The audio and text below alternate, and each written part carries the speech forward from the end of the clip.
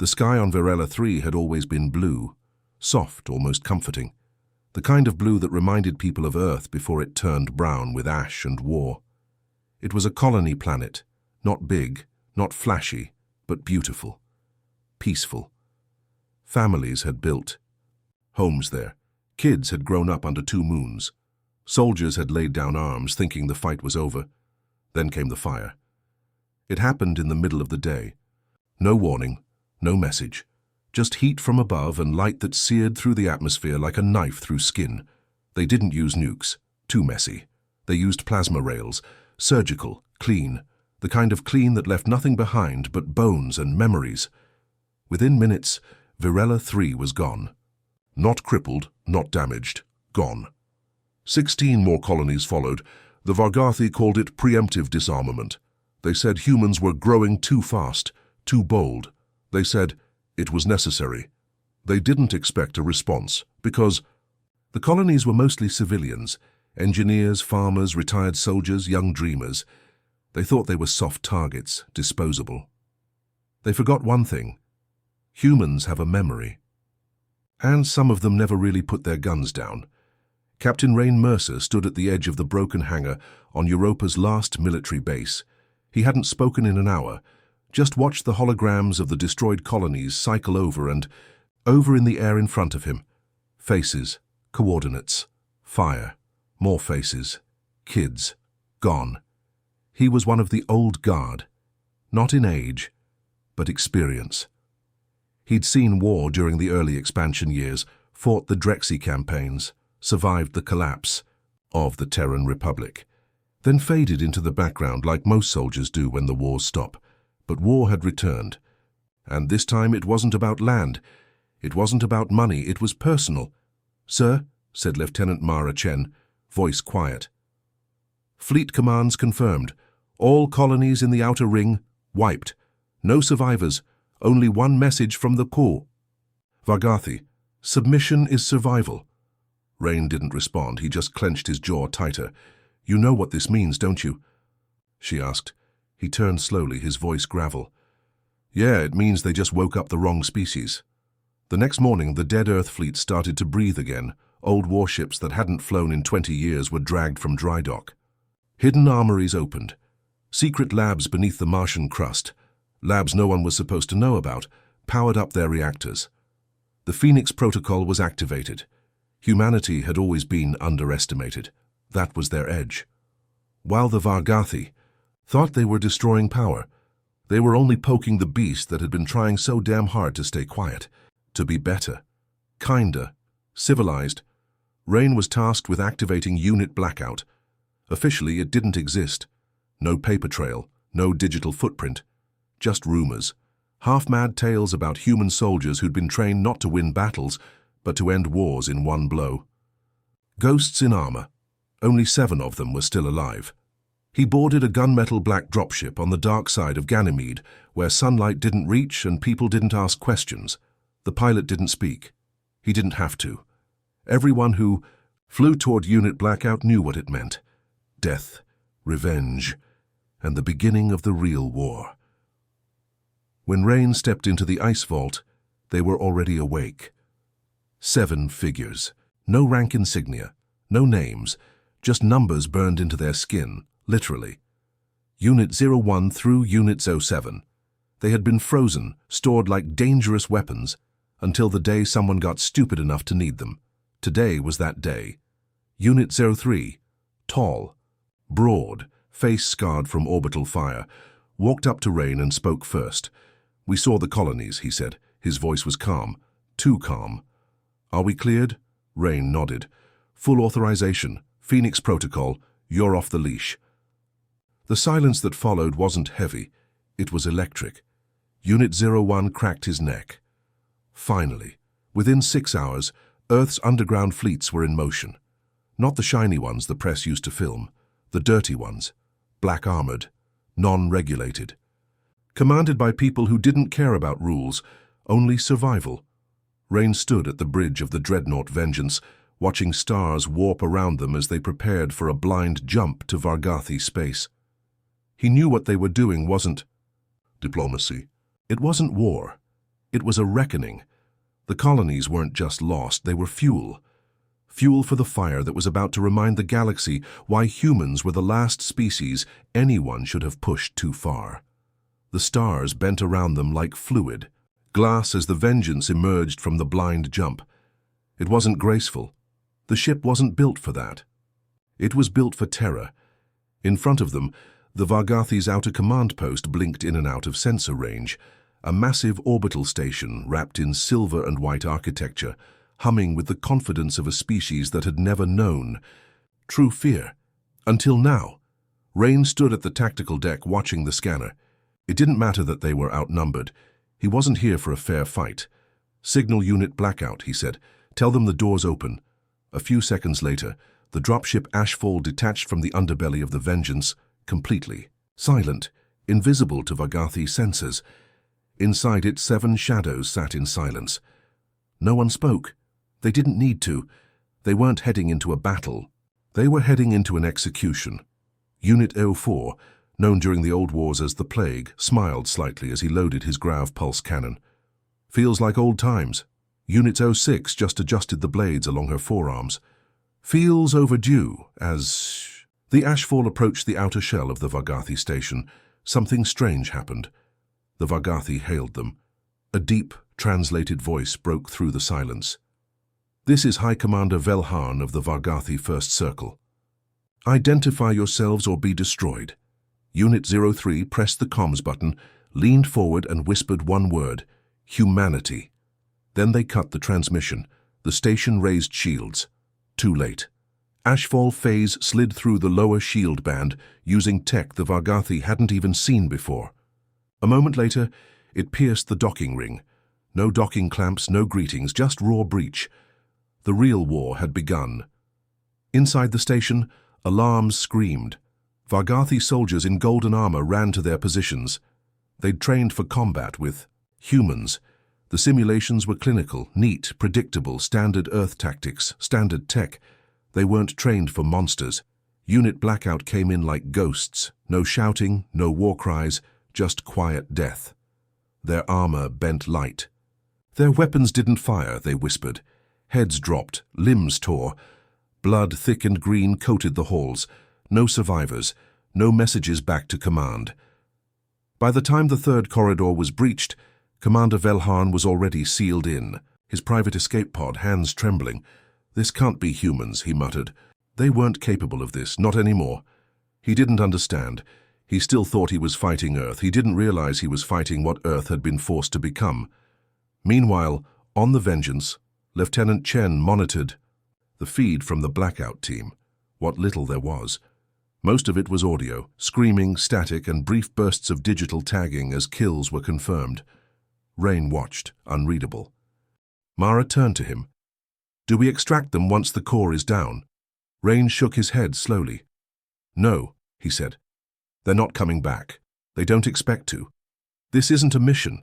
It's a message." A long pause passed between them. "To who?" she finally asked. "To everyone." The core breach detonated 17 minutes later, a controlled overload. No radiation. No EMP. Just a perfectly engineered pulse of molecular collapse that folded the entire Vargathi command post in on itself like a dying star. Nothing escaped, not even light. Unit blackout was gone. But their message remained. Earth didn't beg. Earth didn't run. Earth remembers. The Vargathi Council received the news 3 hours later. At first they laughed.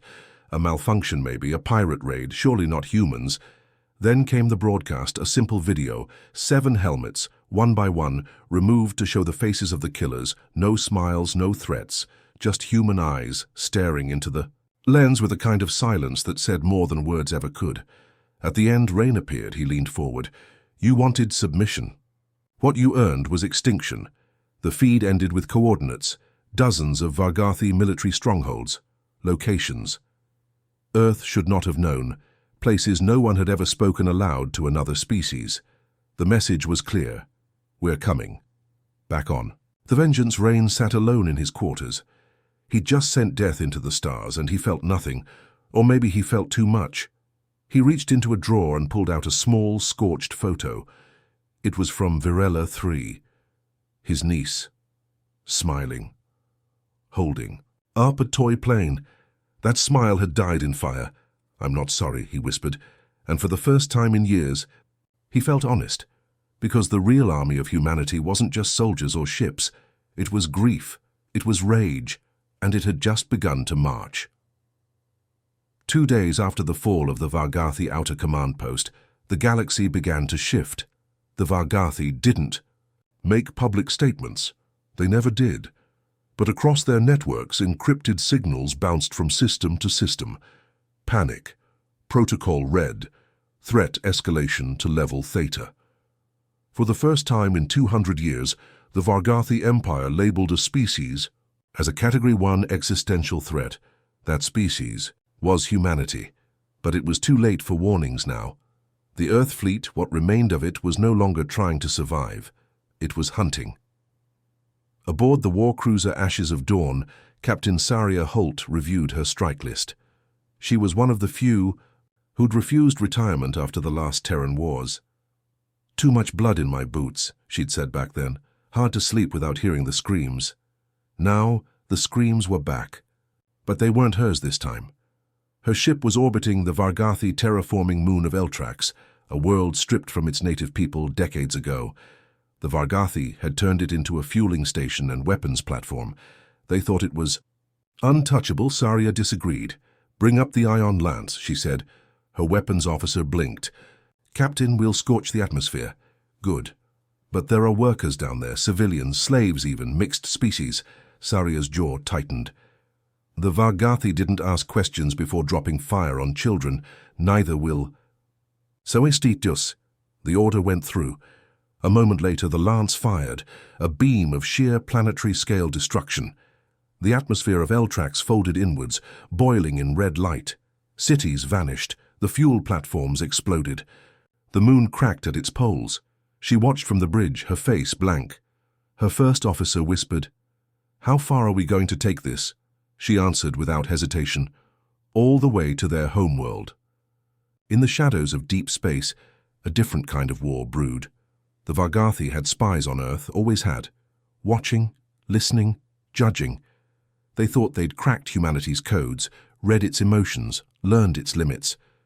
But they hadn't seen the rage coming. One of their oldest operatives, Agent Velk 7, was stationed in a hidden satellite near Titan. He'd been living among humans for years in disguise. His reports had always said the same thing. Humans are fractured, primitive. They can't sustain unified aggression.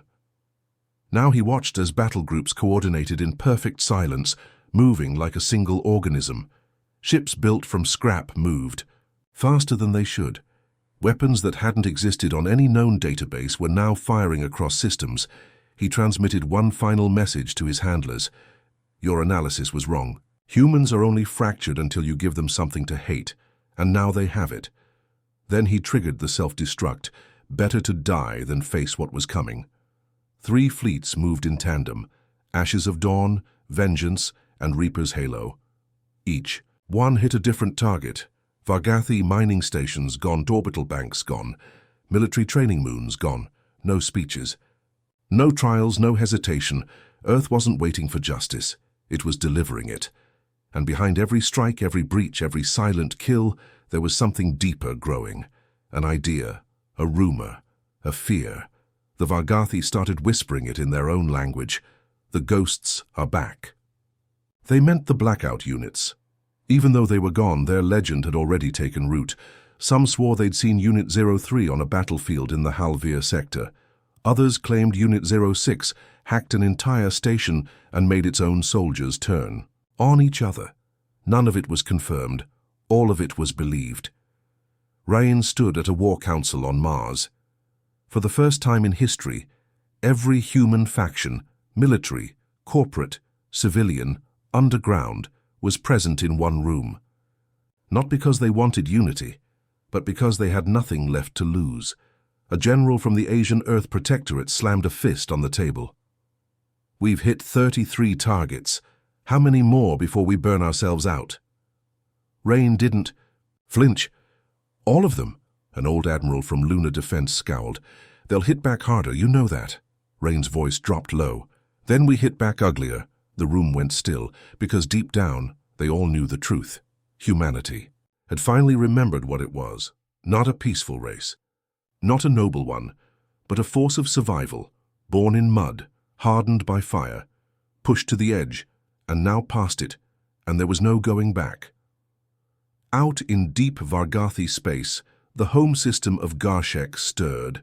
The Vargathi homeworld, protected by planetary shields and a fleet of over 1,000 ships, was considered untouchable, unbreakable. But now the scanners buzzed, a new signal. One ship. Just one.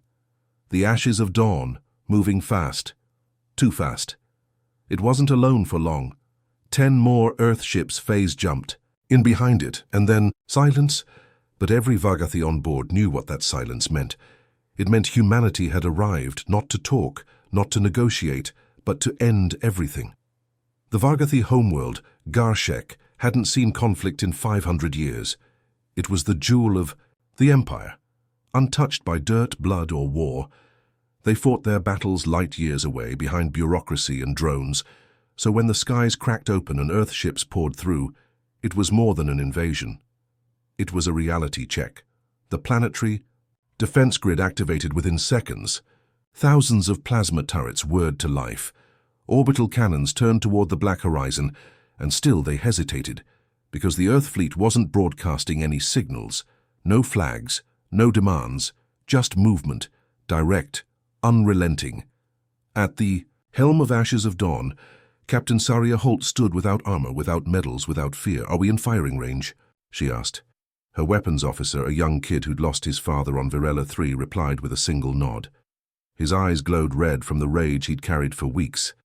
Saria gave the order that no one else wanted to say out loud. "Start the siege." The first salvo hit the outer shield with a soundless quake, spatial tremors rolling across the Garshek sky like a divine hammer. The Vargathi hadn't seen tech like this before. Kinetic rods made of neutronium, dropped at near light speed, pierced their orbital layers like glass. Within minutes, their defense fleet was scrambled. Thousands of ships, sleek, beautiful, fast, but fragile. Because Earth wasn't playing by galactic rules anymore. Rain, aboard the Vengeance, watched as human. Ships began colliding intentionally with Vargathi cruisers. Not random crashes, controlled suicides. AI drones overloaded their cores, exploded inside hulls, and turned enemy fleets into drifting wreckage. This wasn't just a fight, it was a message carved into metal and fire. You made this monster. Now, bleed for it. In the capital city of Vordesh, panic erupted. Sirens, ones that hadn't sounded since before most Vargathi were born, howled through the marble towers. Government officials scrambled to underground shelters. Civilians screamed in their silver robes, clutching each other in disbelief. "Why are they doing this?" a Vargathi child cried. No one answered. Because they all knew. Because they'd cheered when Earth's colonies burned. Because they'd called it balance. Because they'd told themselves humanity was weak, full of emotion, grief, softness. They didn't understand that grief hardens into hate, and hate with purpose becomes something worse than war. It becomes retribution. The first human troops touched down in the Vordesh gardens, not in tanks, not in walkers, but in atmospheric drop pods, steel coffins that fell from the sky like comets, and out of them emerged soldiers not in polished gear, but scorched, mismatched armor, salvaged from 100 worlds. Their weapons were hand-built. Brutal, efficient, and their eyes were dead, not empty, but dead. Cold. Done mourning. Rain stepped out of his pod last. He carried no gun, only a blade. The streets around him were already littered with broken Vargathi guards. Plasma stains burned into the perfect walkways, statues of past emperors shattered by railgun fire. A group of Vargathi citizens cowered behind a barricade. One of them, an old academic, lifted a shaking hand. "We were told your kind sought peace." Rain looked at him, face calm. "We did." Then he walked past. No bullets wasted on them, because Earth had learned a cruel truth from the Vargathi. Peace is a luxury bought with fire, and now humanity was paying its dues. Up in orbit, The second wave of human ships arrived, this time with terraformers not to fix, to ruin. They released chemical agents into the clouds, not bioweapons, just enough to taint the Vargathi atmosphere permanently. It wouldn't kill them, but it would make sure Garshek would never be the same again. No more ivory skies, no more perfect seasons, just a slow decay. A reminder. In the throne chamber, High Emperor Talvas stood alone. Every council member had either fled or died in the chaos. His personal guard had been slaughtered. He stared at the burning skyline, trembling, and then the door opened. Rain entered, blood-soaked boots, a scorched blade. No words. The Emperor raised a hand. "This is madness. You don't know what you're doing. There are treaties, galactic laws." Rain cut him off with a whisper. "You bombed children." He stepped forward, blade dragging against the white stone floor. "You wiped out worlds without blinking." Another step. "You called it order." Rain raised the blade. "This is the answer." The last scream of the Emperor was heard by no one, but the universe felt the silence that followed. Humanity didn't conquer the Vargathi. They didn't colonize. They didn't negotiate terms. They simply left the ruins smoking and disappeared into the void. And for the first time in recorded galactic history, an empire collapsed not from politics, but from fear. Fear of the race they thought was weak. Fear of what humans become when you kill their children. The stars felt different after the siege of Garshek. Silent, heavier, like they'd seen too much. News spread faster than light. The Vargathi Empire, once the dominant force in the known systems, was in shambles. Communication nodes shattered, leadership dead. Their worlds burning, leaderless, afraid. No one expected what happened next. Human ships didn't stay. They didn't occupy. They didn't gloat. They just vanished. One by one, battle-worn cruisers jumped to unknown coordinates, dragging their silence behind them like smoke. And in that silence, the galaxy began to tremble. Because no one knew what humanity wanted anymore. And worse, no one knew what it had become. On Mars, the victory wasn't celebrated. There were no parades, no medals, no speeches, just long lines of mothers at memorial walls, tracing fingers over names engraved into metal. Too many names. Names of people who hadn't picked up a gun, who just wanted a better life on some colony 1,000 light-years away. People who'd been erased with a single alien order. People who would never be forgotten. Rain stood there, helmet under one arm, in front of the Virella 3 panel. His sister's name. His niece's name. His hand trembled once, just once. Then he turned and walked into the shadows. In deep space, a council of outer species convened. Not Vargathi, those were gone or hiding, but neutral factions, observers, traders, even former rivals of Earth.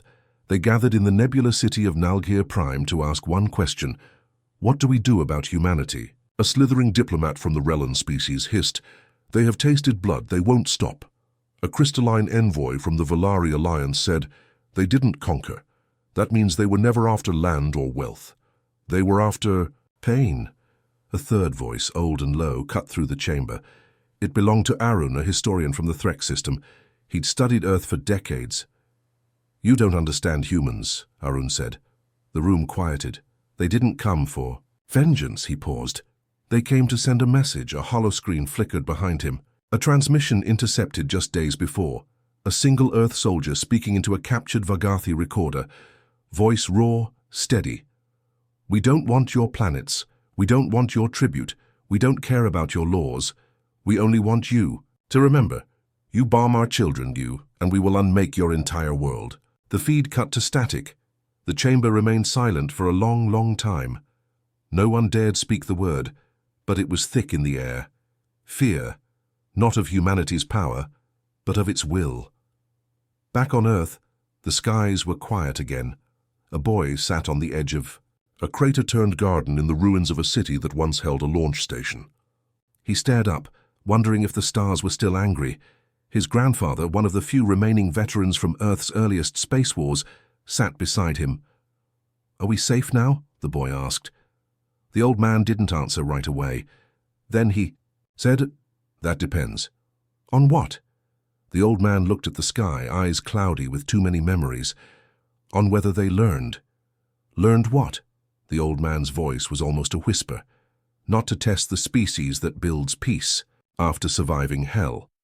Years later, a small Vargathi child would grow up on a refugee world holding a tattered history scroll. It told the story of the human retaliation, brief, brutal, unforgettable. He would read the final line over and over. "They didn't conquer us. They didn't enslave us.